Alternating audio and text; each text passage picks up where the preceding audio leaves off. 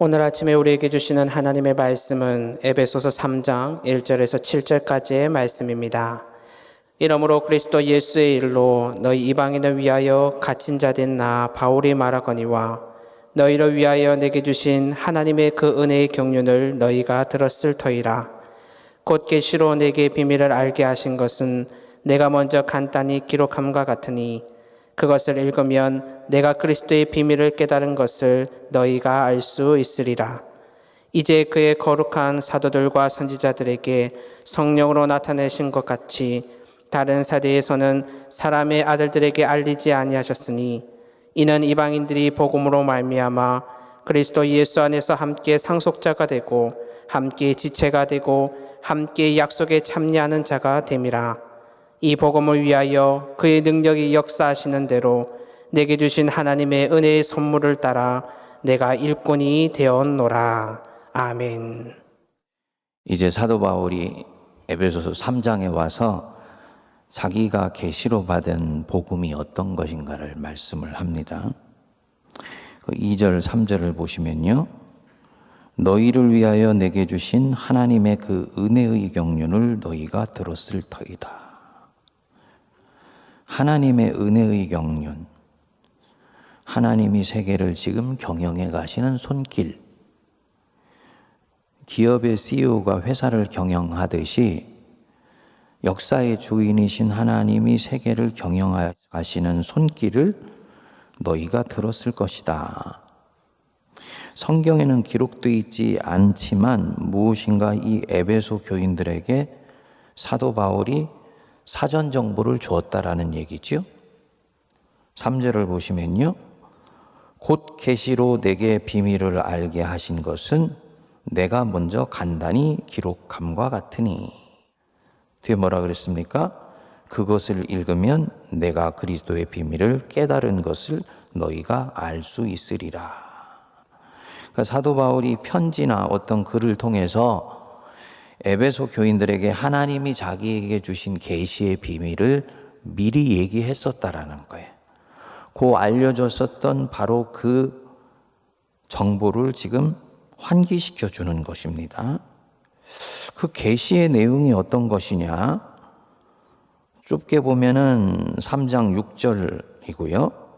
넓게 보면은 이 에베소서 1장부터 3장까지 나오는 바울의 신앙 전체, 하나님이 예비하시고 택정하셔서 때가 찬 경륜을 따라서 너희가 하나님의 자녀가 되었다라는 하나님의 이 구원의 대서사시 전체, 이게 사도 바울이 하나님께 받은 계시라는 거죠. 좀 더 좁게 보면 6절입니다. 이는 이방인들이 복음으로 말미암아 그리스도 예수 안에서 함께 상속자가 되고 함께 지체가 되고 함께 약속에 참여하는 자가 됨이라. 그러니까 그리스도 예수 안에서 우리가 하나님의 상속자가 되고 유대인들과 이방인들이 함께 지체가 되고 하나님의 주신 약속이 이제는 유대인들뿐만 아니고 예수 그리스도 안에서 모든 사람에게 해당되는 것이 되었다라는 것이죠. 이것이 굿뉴스이고 즉 복음이다라는 얘기예요.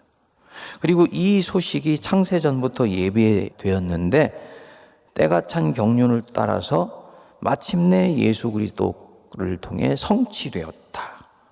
이제 그리고 이 복음이 바울을 통해 너희에게 전달된다는 거예요.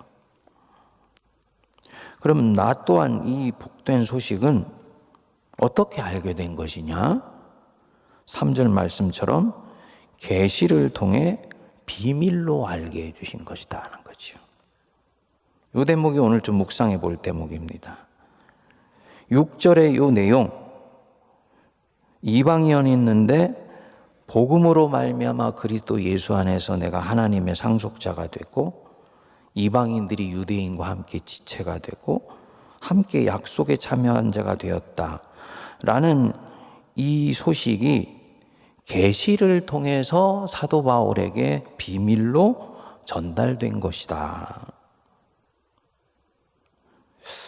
여러분, 이게 정말 계시로 사도 바울에게 들려드려야 하는 정도의 비밀스러운 것이고 신비스러운 것입니까? 무슨 말씀이냐면요, 상식적인 사고를 우리가 한다면 좀 이 말씀은 이상하게 들릴 수 있다는 거죠. 진정으로 어떤 진리가 참 진리가 되고 온전한 진리가 되려면 그 진리는 모든 사람에게 해당되고 모든 사람에게 적용될 수 있어야지 됩니다. 모든 사람에게 해당되는 진리일수록 진리가 크고 온전하고 참된 진리가 되는 거죠. 예를 들어서 한 작가가 책을 썼는데 이 책이 자기가 사는 서울 지역 사람들만 읽고 공감을 한다고 생각해 보세요. 그러면 이 책은 지역의 한계를 가지고 있는 책이라는 것이 드러난 것이죠. 반면에 이 책이 대한민국 사람 전체에게 읽히고 나아가서 전 세계의 언어로 번역되어서 전 세계 사람들이 읽고 싶은 책이 되었다라고 한다면 이 책의 무엇인가가 모든 사람들이 들을 수 있는 보편적인 진리를 담고 있는 책이라는 걸로 확인되는 거예요. 만일에 어떤 진리가 특수한 계층이나 특수한 성별이나 특수한 피부색을 가진 사람들이나 특수한 성향에 있는 사람들에게만 해당된다면 그 진리는 보편적인 진리라고 우리는 말하지 않습니다. 심하게 얘기하면 문제가 있는 진리라고 얘기를 해요. 그만큼 장애가 있고 어느 부분인가 결함이 있는 것이죠. 14만 4천 명만 구원을 받는다. 그 안에 있는 사람들에게는 너무너무나 행복해요. 그 소수의 사람 안에 내가 들어가 있기 때문에 구원받는 것도 감사한데 그 구원받는 소수 안에 들어갔기 때문에 더 감격스럽습니다. 하지만 그 밖에 있는 사람들은요, 이 구원에서 배제되어 버리는 거예요. 그렇다면 이런 구원, 이런 진리는 문제가 있는 것이지요. 오늘날 우리가 이 정도는 다 상식적으로 사고할 수 있어요. 그렇기 때문에 이방인이 이제는 때가 되어서 그리스도 안에서 하나님의 상속자가 될 수 있고 유대인들과 이방인이 함께 지체가 되고 함께 하나님의 약속에 참여하는 자가 되었다는 소식이 계시로 전달되고 바울에게는 신비로 알려졌다. 이 말이 잘 이해가 되지를 않는 것이죠. 그다지 신비로 보이지 않고 비밀스러운 사건으로 들리지도 않는 것입니다. 그럼에도 불구하고 어떻게 보면 이 평범해 보이는 이 복음이 계시를 통해서 사람들에게 들어가야 할 정도로 이성과 경험을 강제로 하나님이 비집으셔서 그 안에 말씀을 빛으로 넣어주셨다. 전혀 생각도 못했는데 어느 날 신비처럼 내게 임하였다 라고 한다면 이 사도 바울도 유대교의 시야를 벗어나서 예수를 받아들이기가 처음에 힘들었다는 얘기입니다. 이 사도 바울도 자기의 세계관인 유대교의 세계관을 벗어나기가 처음에 어려웠다는 얘기입니다. 하나님은 누가 뭐라 그래도 이스라엘의 하나님이셔야 되고 하나님의 상속은 우리 이스라엘에게만 와야 되고 약속도 이스라엘에게만 주어졌고 우리 이스라엘 형제자매들끼리만 지체이다 라고 처음에 생각했었다라는 거지. 이 사고에 경도되어 있는 사람들에게는 하나님이 지금 예수 그리스도를 통해 무슨 새 일을 하시는지를 알 수도 없고 알아도 솔직히 관심이 없어요. 그런 하나님이라면 내 하나님이고 싶지 않은 거예요. 요나와 하나님의 갈등이 충분히 이해가 되죠. 원수나라 백성 니느웨를 하나님이 용서하시는 것을 보고 화가 나서 어쩔 줄 몰라 하는 그 요나를 안타까운 눈으로 바라보시는 하나님의 심정 느껴지십니까? 네가 아침에 났다가 저녁에 지는 박농꿀도 아꼈거든. 하물며 저 큰 성 니누에는 앞뒤를 분별하지 못하는 자가 12만여 명이요 가축도 많이 있다. 내가 만든 피조물 그 속에 있는 생명들은 나는 너무너무나 소중히 여긴다. 내가 어찌 아끼지 아니하겠느냐. 그러니까 이 자기에 꽉 차서 하나님을 믿는 요나한테는 이 말씀이 들어오겠습니까? 안 들어오겠습니까? 안 들어와요. 꼭 부모를 빼앗긴 것과 같습니다. 어느 날 아버지 어머니가 낯선 애를 하나 데리고 들어왔어요. 얘야, 이제부터 얘도 우리 식구니까 네 형제니까 사이좋게 잘 지내라. 보니까 밖에서 데리고 들어온 고아예요. 그런데 아버지 어머니가 똑같이 나하고 대해줘요. 밥도 나하고 똑같이 흰쌀밥에 넣어주고 고기도 똑같이 주고 맛있는 것도 똑같이 주고 옷도 똑같이 새 옷을 입혀줘요. 이상하게도 이때부터 이 아버지 어머니는 내게 낯설게 느껴지지요. 여태까지 부모의 사랑을 독차지하고 살았던 나는 은근히 화가 나지요. 내 부모가 아닌 것처럼 느껴지는 것입니다. 여태까지 이 부모님은 내 편이라고만 생각했는데 이 아이의 편이기도 하다라는 것이 드러나 버린 것입니다. 이게 사도 바울 시대에 기독교를 보는 유대인들의 심리였습니다. 하나님이 이런 바리새인 사울에게 찾아오셔서 새로운 계시를 주신 거예요. 사울아, 사울아, 하나님은 네 편이 있기만 한 것이 아니고 이제는 예수 그리스도를 통해 만민의 편이야. 저 이방인들도 그리스도 안에서 상속자가 될 수 있고 너와 같은 형제이며 약속의 자녀이다. 아브라함과 이삭과 야곱과 요셉에게 주셨던 약속은 유대인뿐만 아니고 그리스도 안에서 만민에게 해당되는 약속이 되었다 라고 선포하신 거예요. 바울에게는 엄청난 충격이고 혁명에 가까운 계시였습니다. 반응이 크게 두 가지로 나눠질 것입니다. 하나님이 내 편이셔야 된다고 생각하는 사람, 하나님이 내 편이셔야지 된다고 생각하는 사람은 이 하나님 받을 수가 없고 이 계시는 인정할 수가 없습니다. 귀를 막거나 요나처럼 도망할 것입니다. 그리고 이 진리를 전하려고 하는 사람을 잡아 죽이고 싶을 거예요. 그래서 사도 바울이 가는 곳마다 유대인들이 따라다니면서 방해하고 힘들게 하는 거예요. 그런데 그 중에 이 계시에 반응하는 사람들이 있어요. 불편하지만 마음을 열고 받아들이는 사람이 있어요. 이들은 한 가지만 확인하면 됩니다. 지금 내게 이 말씀을 하시는 그분이 내가 이때까지 믿고 따라왔던 내 영의 아버지 하나님 맞는가? 악령이 지금 천사의 얼굴을 하고 온 것이 아니라 아브라함과 이삭과 야곱과 요셉의 하나님이 지금 내게 이 말씀을 하시고 있는 건 맞는가? 이것만 이 사람은 확인하면 돼요.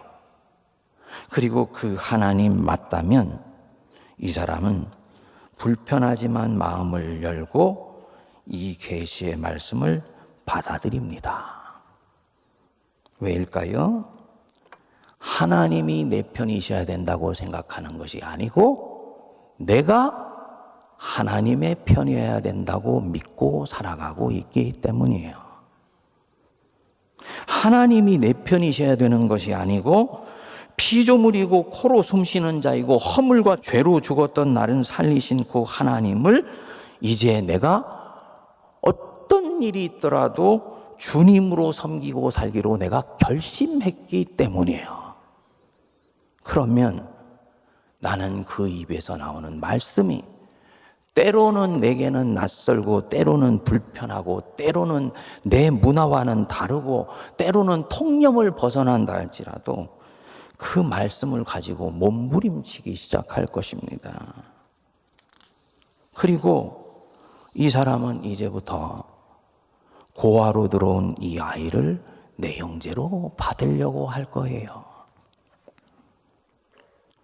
지금 이 하나님이 내게 그렇게 말씀하시기 때문에 내가 믿어왔던 하나님 맞으니까. 그래서 이 성경 안으로 다시 바울이 들어가 봤어요. 그러고 보니까 지금 임한 이 새 시대는 이미 구약 구석구석에서 예고되어 있었다라는 것을 그때 알게 된 거예요. 성경에 있었는데 유대교라는 율법의 눈이 가리워져서 보지 못했던 것이죠. 만민에게 복음이 전달되는 새 시대가 도래했다. 그래서 이게 바울이 이 시대의 사인을 가장 정확하게 읽어낸 사도입니다.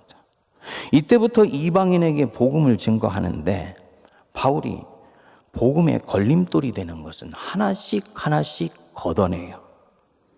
할례 받아야 되냐? 아니, 이방인이면 할례 필요 없어. 정결례 해야 돼? 아니, 이방인이면 필요 없어. 이스라엘의 많은 율법들 지켜야 돼? 아니, 십계명 외에 다른 많은 부분들은 불필요해 라고 선포해요. 그리고 얘들아, 오직 복음이면 되고, 오직 은혜면 되고, 오직 믿음이면 되고, 오직 예수 그리스도면 된다. 이게 그리스도교의 본격적인 시작입니다. 그래서 바울이 유대인에게는 유대인의 모습으로, 헬라인에게는 헬라인의 모습으로, 율법 있는 자에게는 율법 있는 자의 모습으로, 율법 없는 자에게는 율법 없는 자의 모습으로 간다는 거예요. 복음을 위해서 그렇게 하는 거예요. 단순히 인간적인 사랑을 위해서가 아니라 복음으로 생명을 구하기 위해서 합니다. 그럼 이 모양새가 없어지면 나중에 방종에 빠집니까? 아니죠. 그 사람 구하고 난 뒤에 당연히 그에게 예수가 들어가는 즈음에 이때까지 옆으로 밀쳐놨던 모든 것들 다 가르쳐요. 율법도 가르치고 경건 생활의 틀도 다 가르칩니다. 제가 이번 주일날 설교했더니 아주 반응이 다양했어요. 정말 좋았다는 분도 있는데 의외의 반응도 있었습니다. 지성인들, 성경을 모르는 사람들, 성경을 권위로 인정하는 사람들에게는 당분간 성경으로 말하지 않고 이성과 합리성으로 얘기한다 그러니까 그러면 성경을 내려놓자는 얘기냐? 이건 위험스러운 거 아니냐? 여러분, 교리신학을 한 사람에게 그렇게 얘기하는 것은 결례입니다. 사도 바울이 그날 가르친 것은 천지를 통해서 드러나는 하나님의 일반 모습을 얘기한 거예요. 교리신학에서는 그것을 자연계시라고 얘기를 합니다. 그런데 자연계시를 통해서는 예수 그리스도의 아버지이신 하나님을 믿을 수 있나요? 없나요? 대답이 없으신 것은 자연계시를 통해서 부활을 알 수 있나요? 없나요? 없죠. 그러니까 자연계시를 통해서는 공중나는 새와 하늘에 있는 아름다운 하나님의 형상으로 만들어져 있는 것 같은 이 아름다운 자연을 통해서는 창조주 하나님은 만날 수 있지만 예수 그리스도를 보내신 그 하나님은 만날 수가 없어요. 그 하나님은 결국은 성경으로 들어가야지 만날 수 있는 거예요. 이것을 일컬어서 특별계시라고 얘기를 하는 거예요. 당연히 야, 그 하나님 어떤 하나님인데 나도 알고 싶어라고 할 때 네가 생각하는 그 하나님이 사실은 이 성경에 다 들어있어. 한번 같이 가볼래? 하고 성경 안으로 데리고 들어가는 것입니다. 순서의 문제인 것입니다. 그러니까 모양새를 없앤다는 얘기가 나중에 방종에 빠진다는 얘기가 아니고 하나님을 더 온전히 만나게 하는 기틀이 되는 것이죠. 바울의 이 진리 때문에, 이 계시 때문에 그야말로 전 세계 민족 중에서는 변방 중에 변방이고 이방인 중에 이방인이었던 우리 한국 사람들에게 140년 전에 복음이 전하여진 것입니다. 선교사들이 이 복음을 알았기 때문에 낯선 피부색을 가진 우리에게 담대하게 하나님의 언약의 자녀가 되는 특권을 전해준 거예요. 그래서 그리스도 밖에서 멀리 있던 너희가 그리스도 안에서 이제는 하나님의 자녀로 가까워졌습니다. 내가 원래 하나님으로부터 얼마나 멀어져 있는지를 알았다면은 내가 이제 이 하나님 안에서 하나님의 자녀가 되고 상속자가 된 이 감격과 이 특권을 누리는 것에 대한 이 감사함을 절대로 잊으면 아니 되는 것이죠. 무엇보다도 허물과 죄로 죽었던 우리, 본질상 진노의 자녀였던 우리를 주님이 예수 그리스도의 피공로로 용서해 주시고 하나님의 자녀가 되게 해주셨던 이 은혜를 잊으면 안 되는 거예요.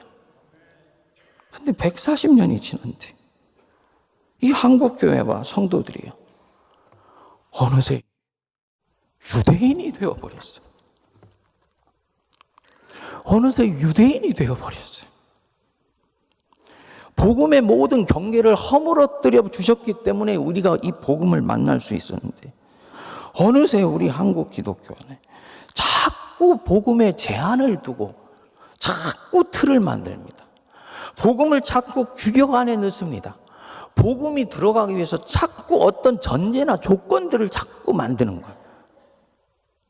교회 안에서 전통의 이름으로 그렇게 해요. 전통은 여러분 복음이 가는 물길이에요. 소중합니다. 물길이 없으면 복음은 들어갈 수가 없어요. 하지만 그 전통이 시대가 가고 흐름이 가서 이제는 물길이 바뀌어야 될 필요가 있을 때는 기꺼이 스스로를 상대화합니다. 왜 그렇습니까? 복음을 위해서 그렇게 하는 거예요. 문화도 복음의 물길이에요. 좋은 거예요. 하지만 그것이 자꾸 복음을 막는다 하면 기꺼이 내려놓고 상대화할 수 있어야 되는 것입니다. 아멘 하십니까? 근데 왜 복음은 보지 못하고 자꾸 그 앞에 있는 손가락, 달을 가리키는 손가락만 자꾸 보면서 이것이 진리고 이것이 본질이며 이것이 복음이라고 생각하면서 복음의 생명력을 한국교회가 자꾸 잠식시키고 깔아앉히냐는 것입니다. 우리가 겸손하게 사도 바울이 받았던 이 계시, 이 그리스도의 비밀이 담겨있는 이 계시, 사실은 이미 성경에 기록되어 있는 것인데 우리의 이성과 우리의 경험을 삐짓고 뇌를 열어서 우리에게 가르쳐 줘야 되는 이 상식적인 이 진리, 너희도 하나님의 상속자가 되고 누구든지 하나님 안에서 그분의 자녀로 참여하는 자가 될 수 있다. 복음에는 전제가 없고 틀이 없고 규격을 갖지 않는다. 이 단순한 진리가 진정으로 계시로 받아들일 수 있게 해달라고 기도해야 될다라고 저는 믿습니다. 이렇게 될 때만 이렇게 해서 만들어진 교회가 하나님의 교회가 되고 참교회가 되는 것입니다. 주님께서 오늘 우리 각자에게 주시는 성령의 음성 듣는 은혜가 임하게 되기를 바랍니다. 이 시간에 함께 기도하겠습니다. 이는 이방인들이 복음으로 말미암아 그리스도 예수 안에서 함께 상속자가 되고 함께 지체가 되고 함께 약속에 참여하는 자가 됨이라. 이 놀라운 생명의 소식이 있었기에 저희들은 예수 그리스도 밖에 있었으며 허물과 죄로 죽었던 자들이요 진노의 자녀들인데 하나님의 자녀가 되었습니다. 내 조상들이 바로 이 놀라운 생명의 소식 때문에 하나님의 복음을 들을 수 있었고 예수 그리스도의 피값으로 사신 교회의 상속자가 되었습니다. 그런데 140년이 지나 저희들 안에는 또다시 많은 율법과 규격과 틀들이 전통의 이름으로 수없이 많은 복음을 제한에 능력하여 하나님의 복음의 생명력이 서서히 한국교회 내 말라가고 있지 않은지 돌이켜보게 하여 주옵소서. 영적으로 아둔하고 분별력이 없어 그런 저희들이 오니 눈을 뜨게 하시고 붙들어야 되는 것과 내어보내도 되는 것을 살피게 하여 주시며 오직 복음의 물길이 왕성하게 되는 일에 우리가 가지고 있는 소중한 유산과 자산들이 사용되게 하여 주시옵소서. 내 형제 자매와 나 사이에 벽이 허물어지게 하여 주시고 성별과 계층과 이념적 성향 사이에 있는 모든 막힘만들은 중간에 하나 되게 하신 우리 예수 그리스도의 화해의 능력으로 모두 허물어지게 하여 주셔서 그리스도 안에서 하나 된 새로운 인류가 저희들 안에 빚어져 가게 하여 주시옵소서. 이제는 우리 주 예수 그리스도의 크신 은혜와 하나님 아버지의 무한하신 사랑하심과 성령님의 위로교통 감동 감화 역사하심이 그리스도 예수의 비밀을 깨달아 한 자로 새로운 삶으로 나아가며 세상과는 다른 삶을 연습하며 하나님의 상속자요 약속에 참여하는 자의 특권을 가슴 설레이는 마음으로 다시 한번 부여잡고 살기로 다짐하는 모든 거룩한 주의 백성들 머리 위에 피로 값주고 사신 우리 세문안교회와 한국교회와 이 나라의 민족과 저 북녘에 신음하는 하나님의 백성들과 지진으로 고통하는 튀르키예와 시리아의 피조물들 위해 이로부터 영원토록 함께하옵시기를 간절히 축원하옵나이다. 아멘.